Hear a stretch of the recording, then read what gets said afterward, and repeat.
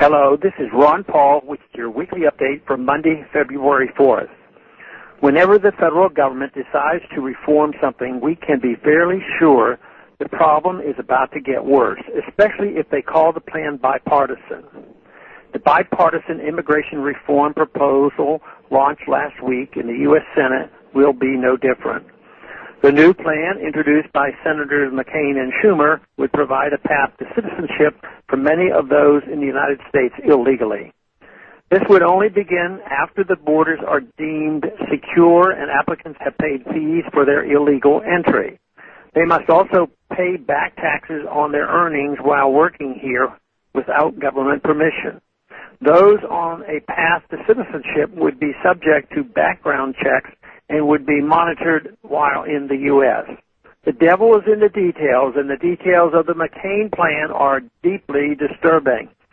To secure the borders, he is calling for a massive increase in drones flying over U.S. territory, spying on U.S. citizens along the border, and presumably within the 100-mile border zone over which Department of Homeland Security claims jurisdiction.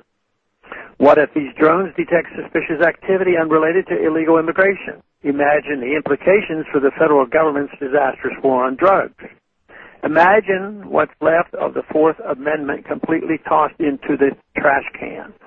The private prison system in the U.S. that now benefits from the war on drugs and illegal immigration will no doubt look forward to a booming business thanks to the army of drones overhead.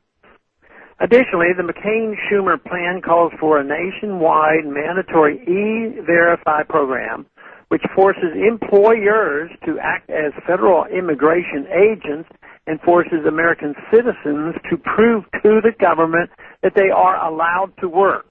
E-Verify is an East Germany-like program that creates a massive federal database of every American citizen and notes whether or not they are permitted to work. As Cato Institute privacy expert Jim Harper noted of E-Verify, potentially tens of thousands of American citizens would come up as false positive for illegal status, denying them the right to work and forcing them to prove to the government that they are not here illegally. He writes, if E-Verify goes national, get used to hearing that Orwellian term, non-confirmation.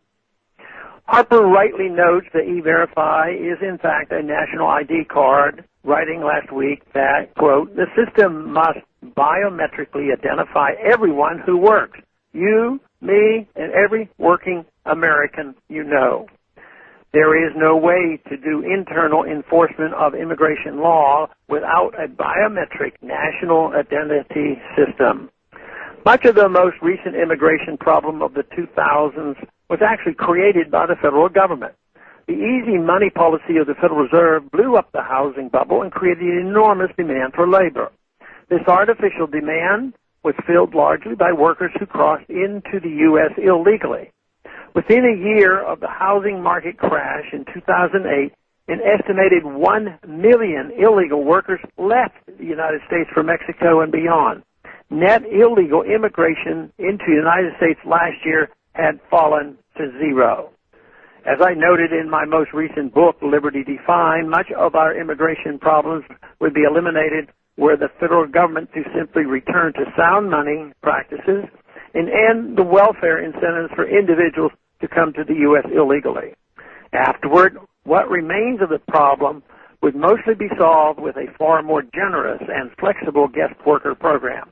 Whatever the case, turning the U.S. into a police state in order to fight a hyped-up illegal immigration crisis is a bad deal for all of us. Thanks for calling this update. A new update is placed on this number, 888-322-1414, every Monday.